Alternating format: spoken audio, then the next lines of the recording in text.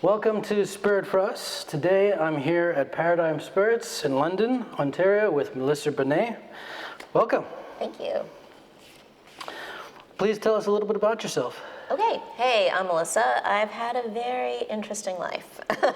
You certainly have. You have had a breadth of different experiences. Yeah, so this is my third career, and I finally feel like I am in the right place doing the right thing. So that's nice.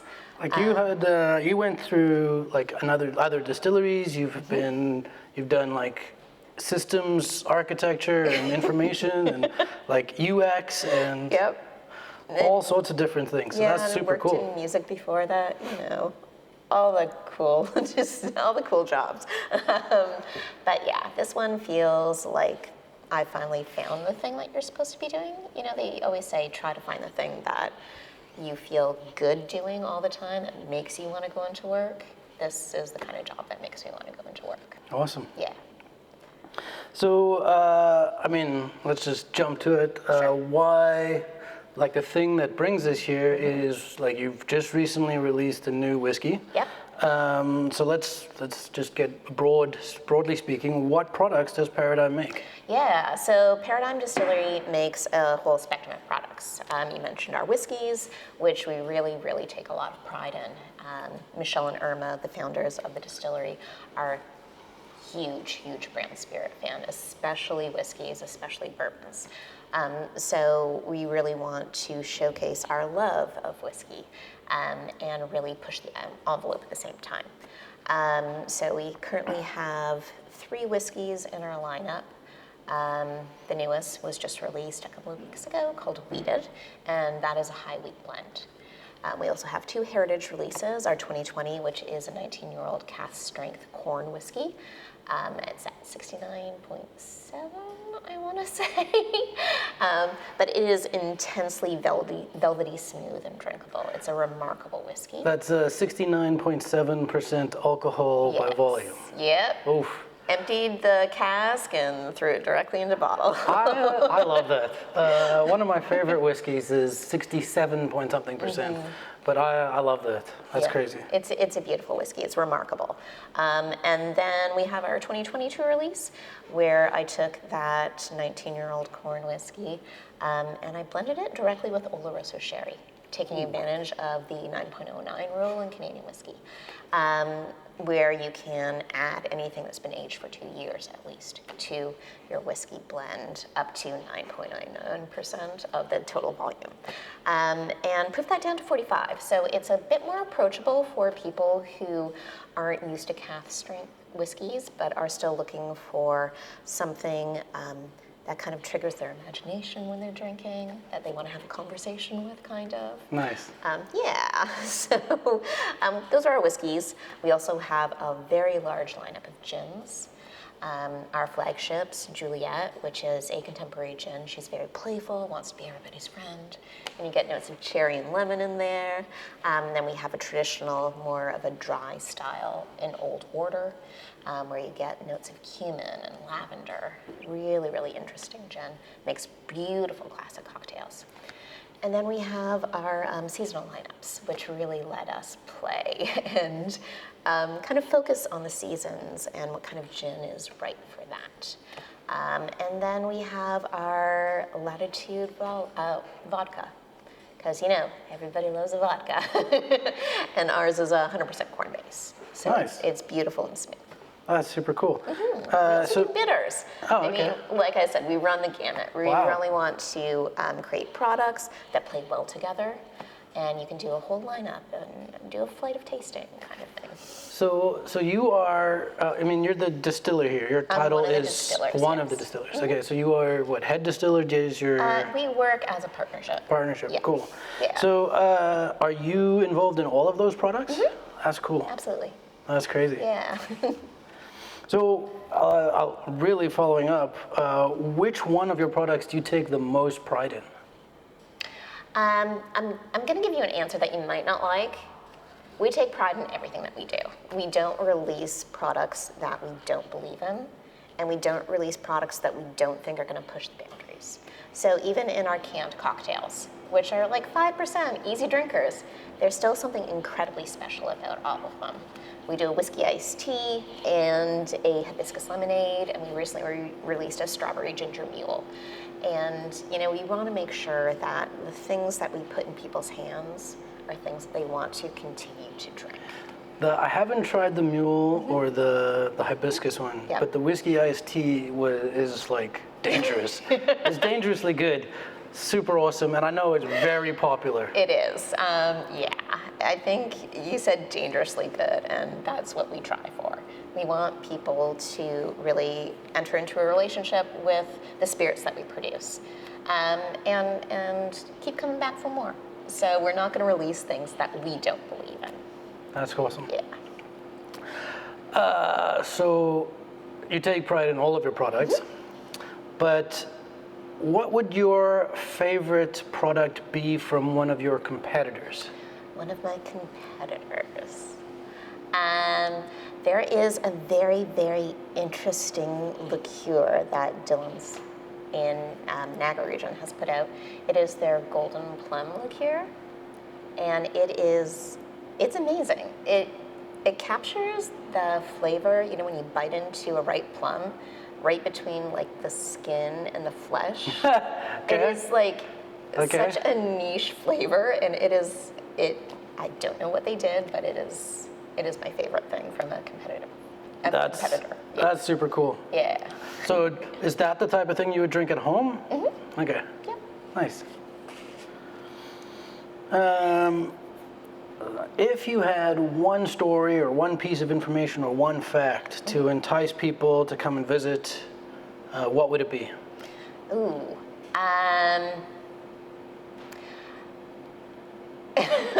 One reason to visit. I mean, there are a lot of reasons to visit, but I think the team that works here is kind of special. From the top down with Michelle and Irma, the owners, to Chris, the other distiller, and me, and Missy, who does a massive amount of other things outside of here. We're really a team, I don't want to say family, because you hear family so much, but we generally like each other, and we like working together, and we all share a common vision of the kind of products that we want to put into your hands. So it's nice to, I think, come and see that and hear how we feel about the products that we're producing for you. I think I would very specifically agree, having come and visited before and met Irma and Michelle and yourself. I haven't met Chris, haven't met Missy, but you guys are awesome to talk to and deal with. Thank you. We try. So working at a distillery, that's pretty cool. Yeah. Right? And that is something, I think, it's been a dream of mine. I think that'd be super cool. Yeah. Do you have any funny, interesting, maybe tragically funny stories to tell? Oh my God. Well, I don't mean tragic. I mean obviously funny. Stories to tell us about with your work at the distillery or at any distillery. Yeah. So at a previous distillery that I worked at, they had a still that, in order to put the gin botanicals into it, we were hanging them from a point in the still in cheesecloth baskets instead of just free floating botanicals. So we had a 20,000 liter still, and in order to get those botanicals bags in there, I had to climb into the still. And, I have to ollie multi-kilogram bags in with me and try to figure out where to put them in the still. Every time, or? Yep. And they had an agitator in there, so I'm trying to hang it in a way that the bags don't hit the agitator and break open. Because cleaning it that still was a bit of a nightmare. So trying to keep things in a bag that you could just kind of take out when the distillation was done was pretty important. because it was a good day to clean up that still, if not. So I'm standing there in the still, looking around. I'm like, I'm standing in a still. Sure. Yeah. Yep. I'm just like, let's just hope the door doesn't close behind me. That could very easily become someone's nightmare. Very much so, yeah. So, we're sitting here, Paradigm Spirits, in front of your still setup. Yep, sure. Why don't you tell us about it? Yeah, so we have two stills. The one that we're sitting in front of is Max. The one in the corner, the much smaller one, is Lily. When I started here a couple of years ago, we were just calling them Big and Little. And it's just like, we need names because they have personalities. I think I'm sitting right in front of Lily. Yeah. So Max for Maximus, Lil for Little. So Max and Lily are our stills. Max is a hybrid still. It's a 2,000 liter hybrid still, and we can run that in a few different modes. Pot still, so you can do a traditional distillation, bypassing the 3 columns that we have. You can turn on a column if you just want to do a single pass instead of a double distillation if you're doing a whiskey, for instance. If we turn on all 3 columns, we can run a vodka through it. Comes out around 96, 97% at that point. So we have a lot of different options with Max, and we do tend to reserve, we do reserve Max for whiskey and vodka specifically. We want to make sure that we don't get any kind of crossover flavors when we're doing our grain spirits, whether they're going to be a white spirit like a vodka or a brown spirit like a whiskey. Lily is the still that we reserve for our botanical spirits. So Lily is the same shape, much smaller, and is only run in pot still mode. There are no columns to do those extra distillations through, and we keep her for our gins mainly, or other botanical spirits. Again, we don't want any kind of crossover flavors. And we also have the ability to vapor distill with Lily, and you see that little kind of column in between that's actually a botanical basket. So if I'm ever doing a gin that has much more delicate botanicals that could turn bitter or give off flavors if they were boiled in a liquid, that's where I would put those botanicals in there.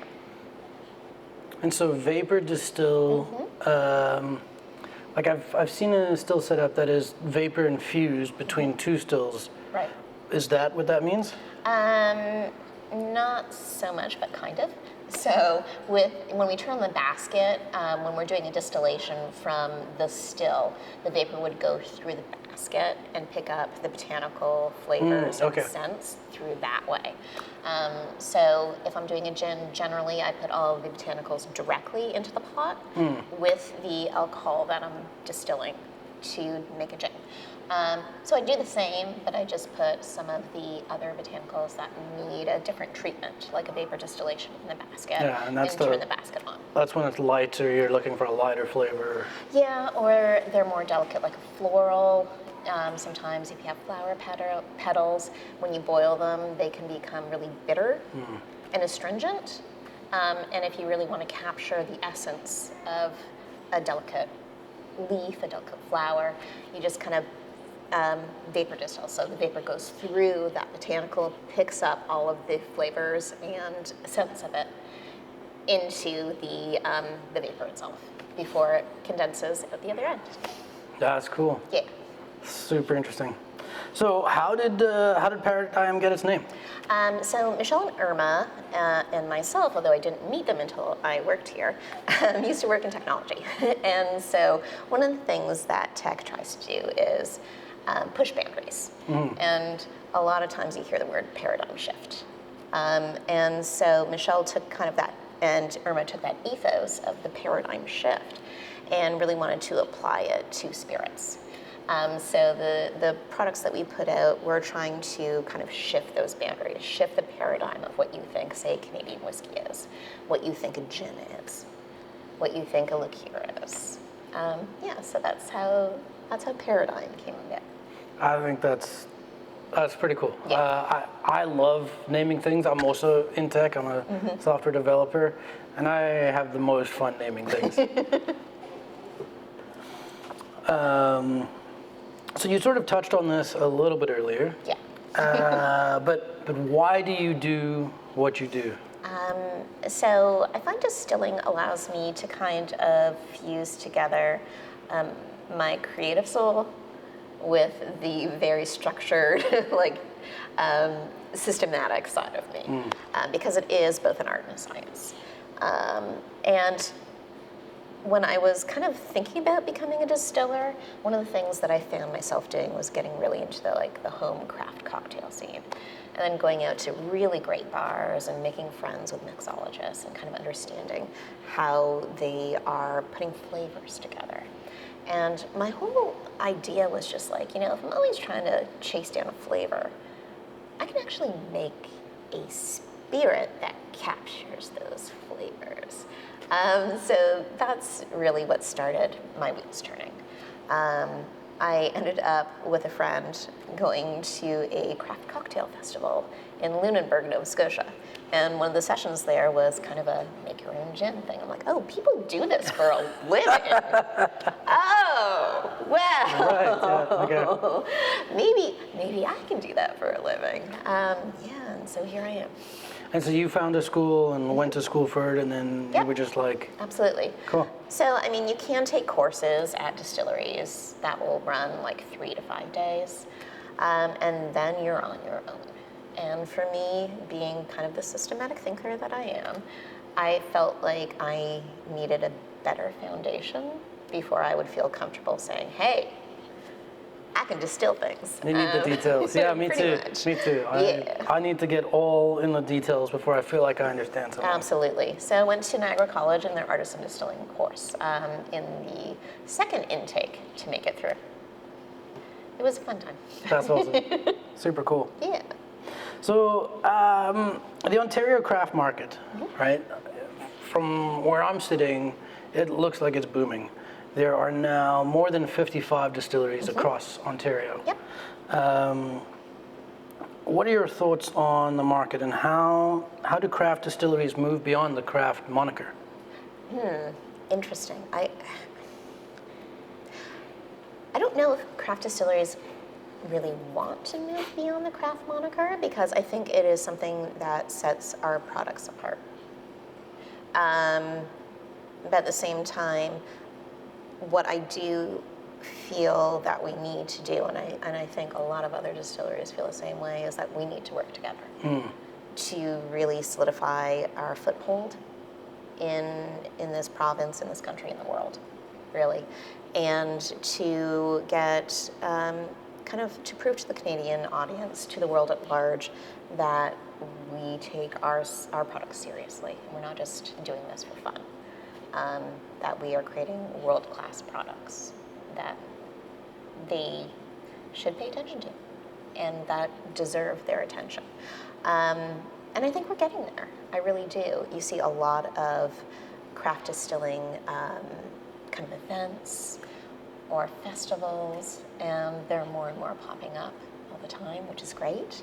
And you see distillery-led festivals that invite other distilleries to them. For instance, in the summer, we did a gin festival with the Allura Distillery, and they had craft distilleries from around the region show up, which is really, really nice. I have heard that from other distilleries as well, that Allura tends to work with a bunch of people, and I think that's super cool. It is. And I think the more distilleries that get into that, the better the market will be. Absolutely. I think the more that we work together, the more we all succeed. Super. Yeah. So what can visitors experience when they visit? Right now, a lot of construction. I think I mentioned this to you earlier.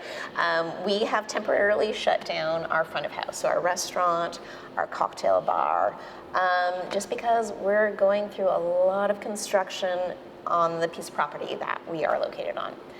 So we're at 100 Kellogg, which is a destination in London. Right now, the Hard Rock Hotel is currently being built out right beside us. So if you hear any of the noises in the background, that's That's a lot of the construction that's going on. This building, there's a lot of stuff that happens here. And if you're visiting from outside of London, or even if you live in London, if you haven't come by yet, you really should. There's so much here. Absolutely. So there's a brewery on site right across the lane. There's also a bunch of stores, restaurants. We have a couple of new restaurants on campus opening up. So it's a great place. So still come here. Maybe knock on the door and say, hey, Melissa said I could come and say hi. And I'll come and say hi to you. That's the secret password. Melissa said. Pretty much, yeah. And eventually we will reopen to tours and tastings and things like that. Right now our retail location is on the property in the atrium in the general store. But again, when we reopen to the public, we'll be making some more changes and kind of bringing things back in-house, doing more tours, more tastings, more cocktail classes, things like that.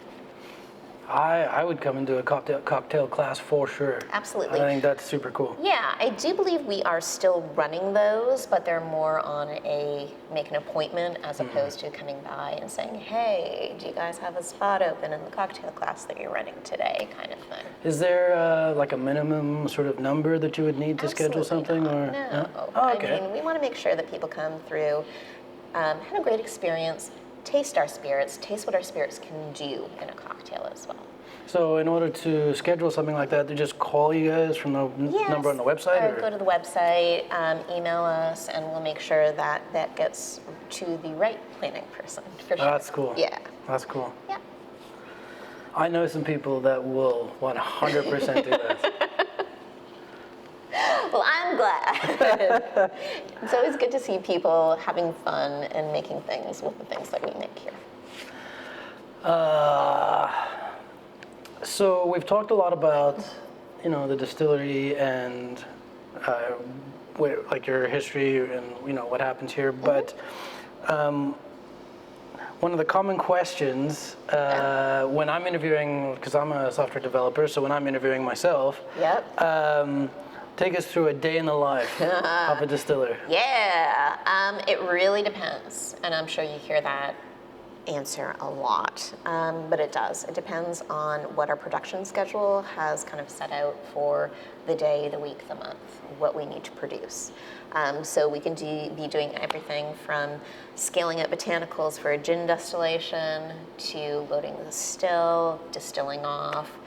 We could be filtering, we could be proofing, we could be bottling, we could be labeling things. We could be doing a day of just R&D work on, okay, what am I trying to make? What's kind of capturing my imagination? What am I trying to capture in a bottle? So with Weeded, went through a good week solid of blending R&D, trying to get the right ratio of components of that whiskey, the right ABV, the right, it was a lot. And it was a lot of fun, but it's also very serious work too, because we want to make sure we're capturing kind of the spirit of Paradigm in a bottle with the things that we're doing. And yeah, so the day of Distiller, again, it's like, what do we have to do? What are we pushing out this week? So, all right, let's do that. Cool. Yeah. Also a lot of cleaning. We do a lot of cleaning. The life of Distiller is, I would say, 95% cleaning, 3,000% problem solving,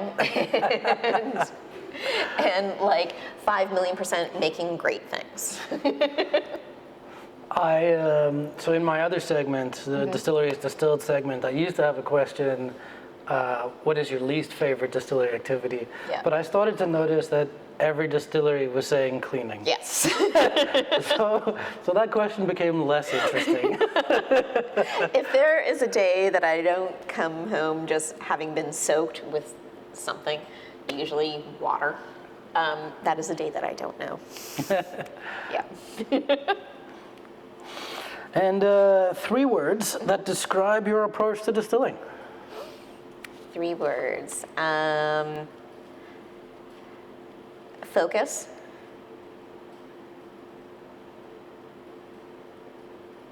Boundary pushing. I'm counting that as one word. Just we'll smoosh it together. And fun, honestly. Yeah, if you're not having fun doing what you're doing, if you're not having fun creating the spirits that you're creating, I think it's reflected in the product. So again, focus, pushing boundaries, and just having a lot of fun. Yeah. Brilliant. Yeah. Brilliant. So that was the last question. Yep. Thank you. Thank you problem. so much for joining and allowing us into Paradigm Spirits here to learn a little bit more. Please let us know how we can find you on social media. Yeah, so it's Paradigm Spirits on Instagram, Threads, Facebook. And I'm in there too if you want to follow me, though why you'd want to do that better. Oh, I'm sure lots of people want to follow you. Yeah, just Melissa Bernais, it's fine.